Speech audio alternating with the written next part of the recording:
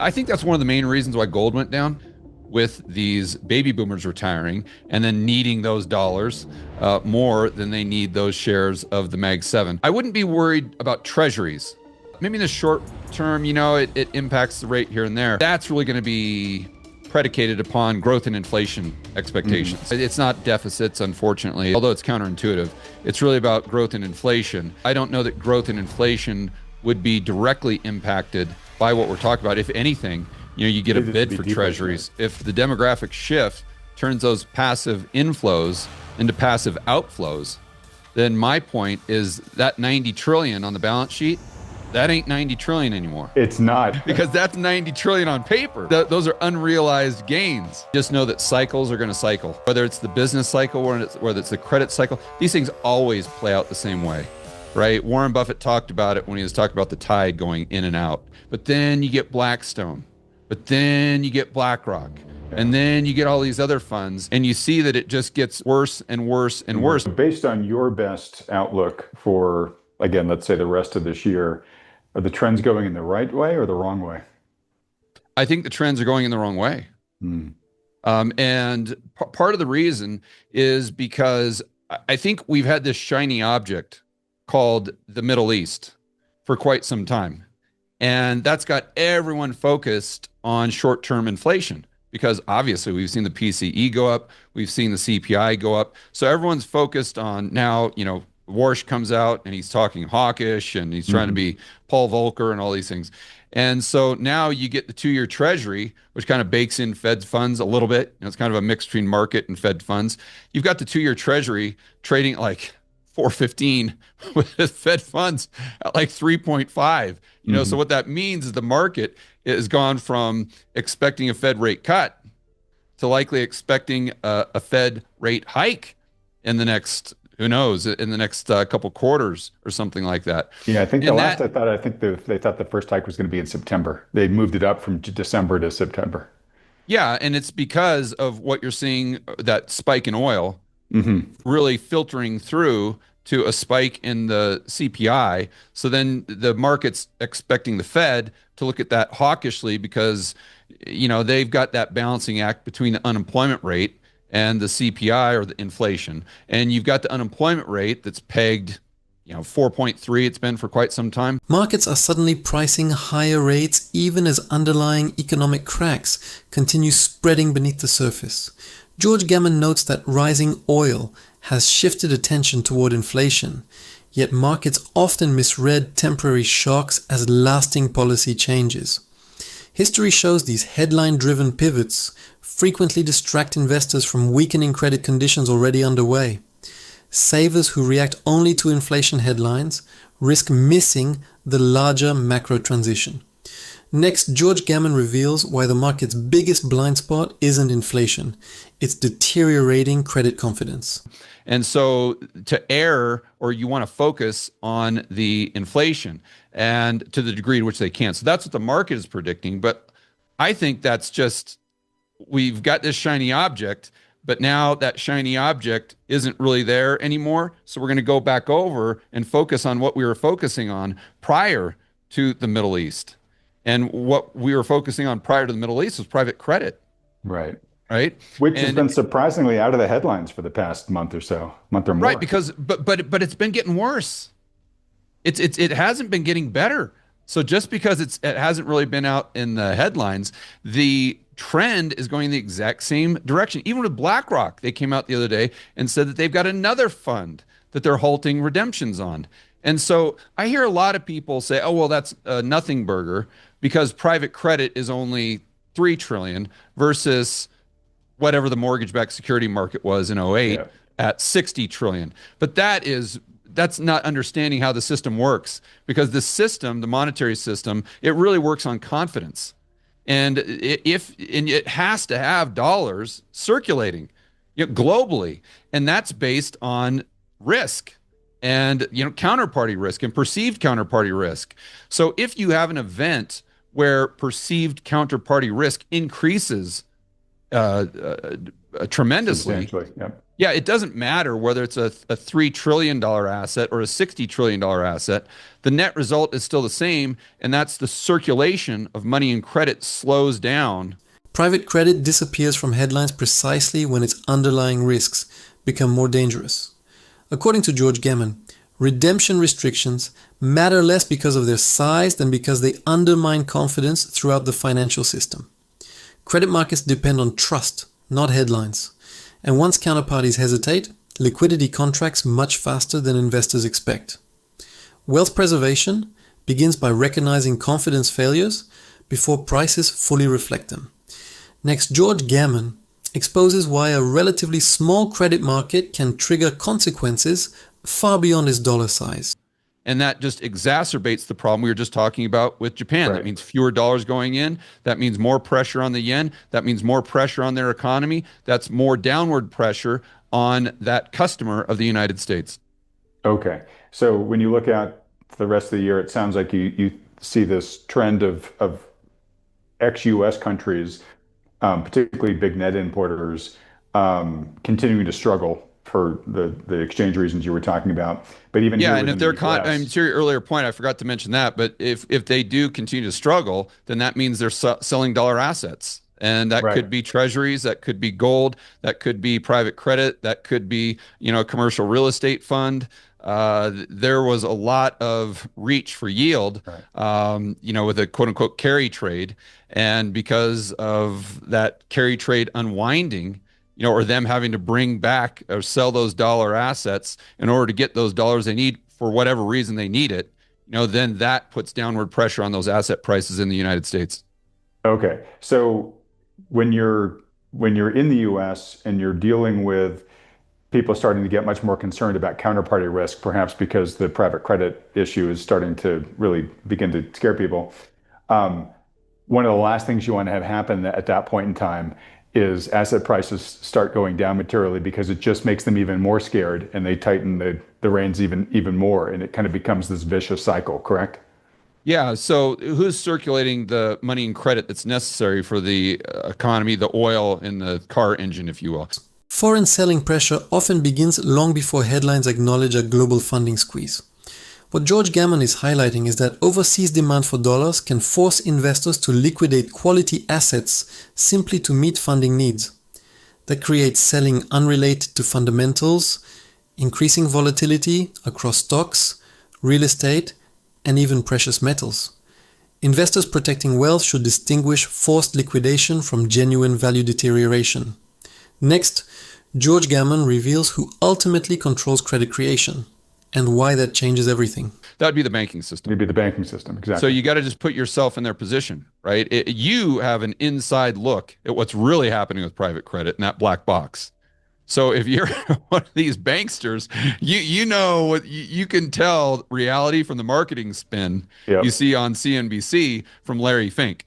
So you're like, hell no, there's no way that I'm going to go out there and, lend into the real economy or lend here, circulate money and credit because I think the risk is getting higher and higher and higher and the reward just isn't there. So I'm just going to park my money in treasuries and sit back and wait to see how this plays out. But unfortunately, that doesn't circulate like we need, and that exacerbates the problem, especially when you have a lot of these private credit funds where their problem is liquidity. If Right. it's not circulating, by definition, liquidity is being reduced.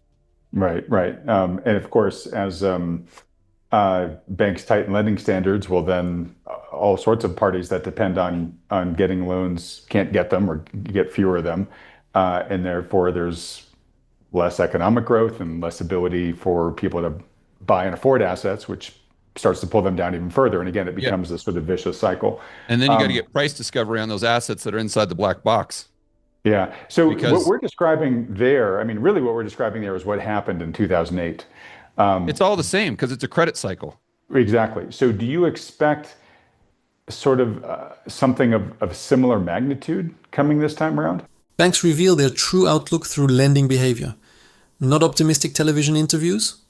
George Gammon's argument suggests institutions prefer the safety of treasuries when hidden credit risks outweigh potential returns elsewhere. That decision quietly removes liquidity from the broader economy, even while officials insist conditions remain healthy. investors should monitor lending standards more closely than reassuring press conferences. Next, George Gammon exposes why every major credit cycle eventually demands painful price discovery. I don't know. I Okay. don't know the magnitude. I don't know the timing. I just know that cycles are going to cycle. And whether it's the business cycle or whether it's the credit cycle, these things always play out the same way, right? Warren Buffett talked about it when he was talking about the tide going in and out. You know, the tide was in for a long time, Adam, as we all know.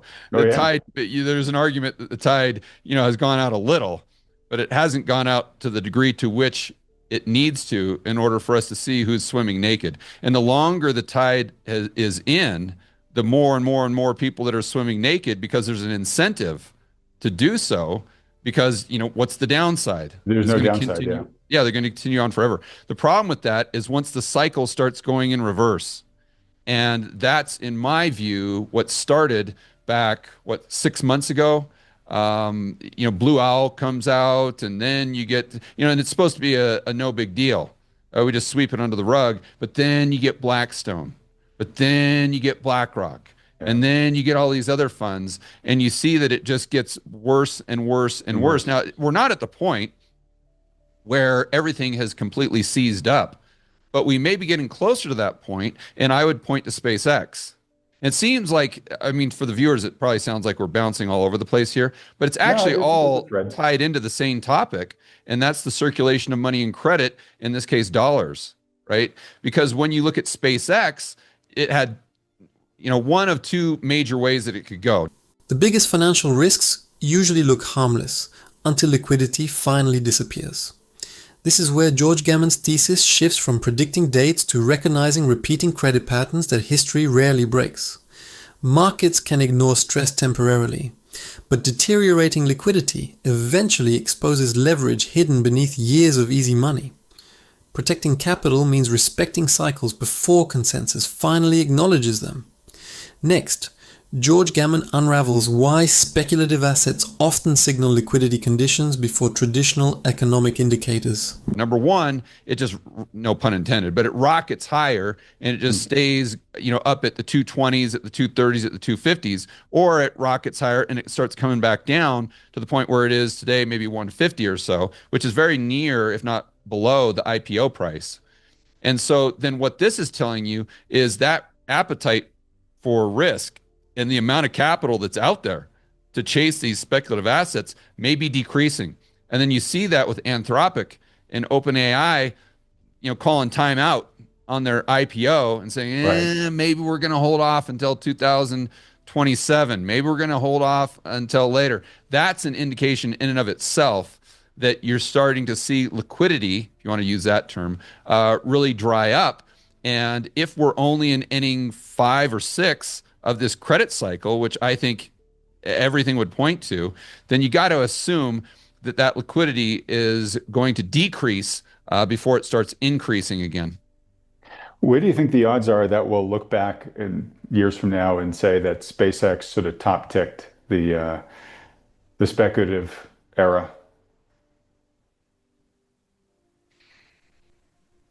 I mean, the odds. I'd say over 50, but I wouldn't be confident enough to say like 75 or anything. Because I think really what it boils down to is the labor market. And so why the labor market is so important is for the passive bid, just like our friend Mike Green talks about all the time. Right. And as long as you've got that passive bid, which I think is obviously correlated to the unemployment rate, it's really hard for the S&P 500 to go down. Speculative markets often peak before recession headlines ever appear on television. George Gammon notes that delayed IPOs and weaker demand for high-risk assets can quietly reveal shrinking liquidity months ahead of broader market weakness. Investors focused only on stock indexes frequently miss these early signals because passive inflows temporarily disguise underlying stress. Timing matters far more than popular narratives during turning points. Next, George Gammon reveals why unemployment ultimately decides whether liquidity keeps flowing or suddenly reverses. It's it's like Michael Saylor buying Bitcoin every single week. It's hard. Well, I guess in that case, the price did go down, but it's much harder for the S&P 500 to go down if you have that massive passive bid that's still in place. So as far as top ticking the market, I think that depends a lot on the underlying economy and the unemployment rate. And if we're at the point in the credit cycle where it does start to impact the unemployment rate, then you have the passive bid turning into a passive sell. Then for sure it would, I think, top tick because now you've got the headwind as opposed to the tailwind.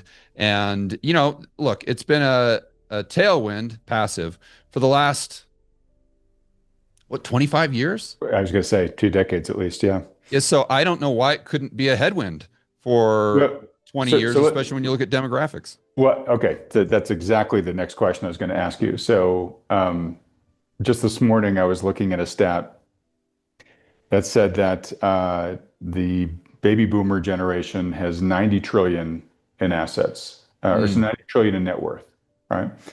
But the baby boomer generation also at this point in time is they're almost all retired. Yeah.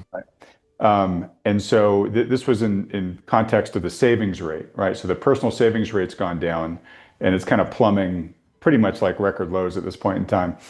And I shouldn't say record lows, it's gone negative in the past, but kind of on an average like this. And the conventional reaction to that is, oh, this is really bad. The greatest market support of the past 2 decades may quietly become its biggest future headwind.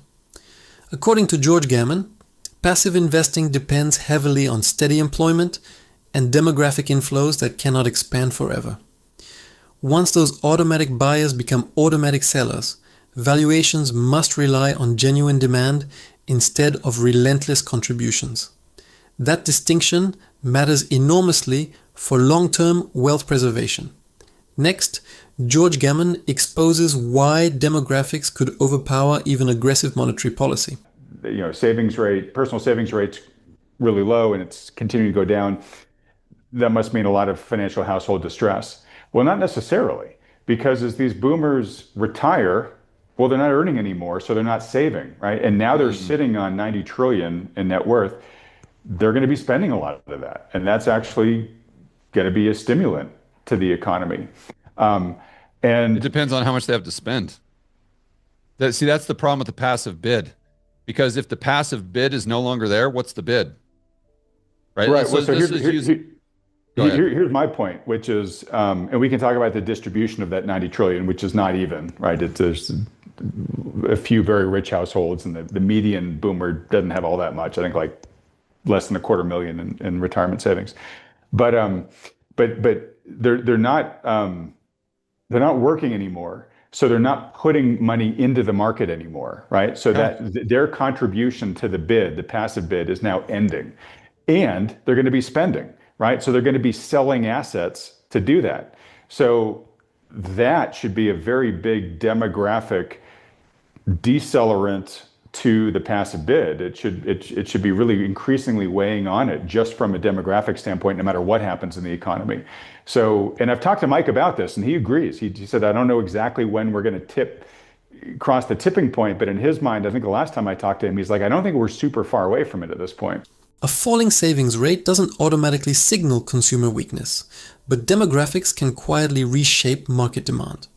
What George Gammon is highlighting is that retiring investors gradually stop adding fresh capital and eventually become net sellers.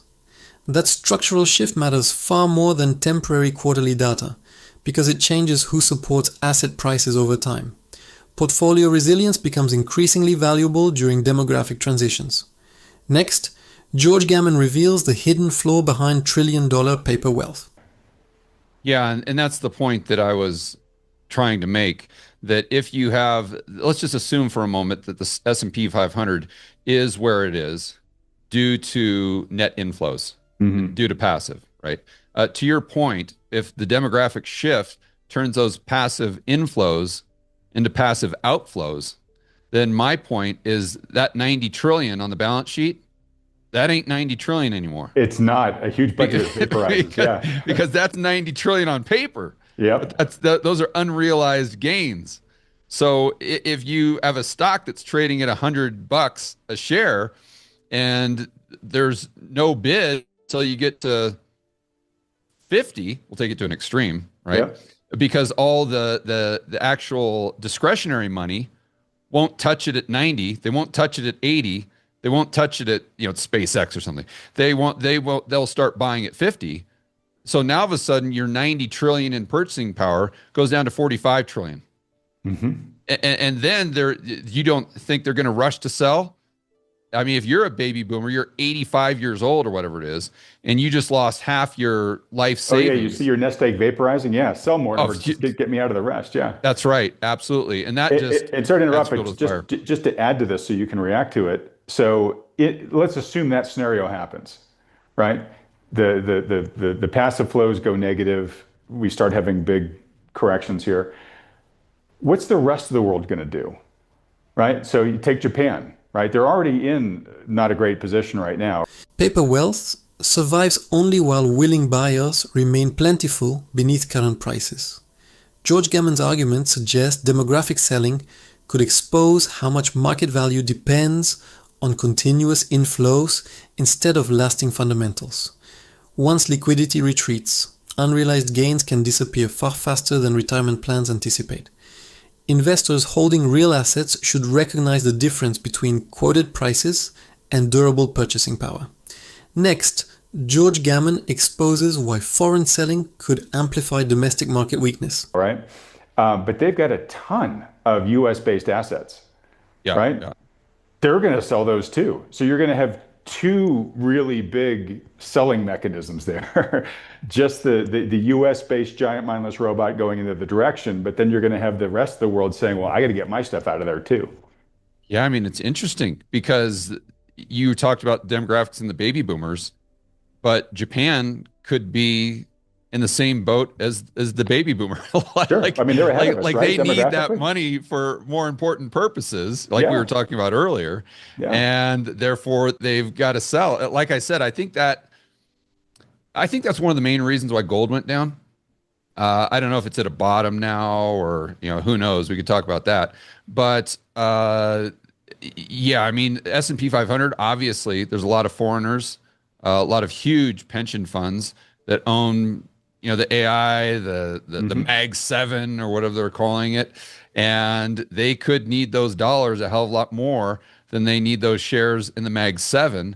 And that could just exacerbate what you're talking about domestically with these baby boomers retiring and then needing those dollars more than they need those shares of the Mag 7. I wouldn't be worried about treasuries. Maybe in the short term, it impacts the rate here and there. But at the end of the day, like like we've talked about in other videos, is that's really going to be predicated upon growth and inflation expectations.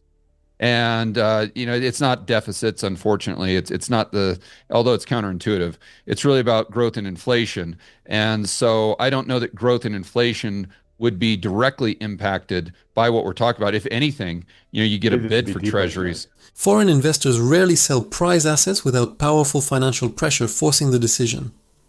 This is where George Gammon's thesis shifts by connecting demographic selling with global dollar shortages into one reinforcing cycle. Temporary weakness in gold or equities may reflect liquidity needs rather than deteriorating long-term fundamentals. Understanding that distinction helps disciplined investors avoid emotionally driven mistakes.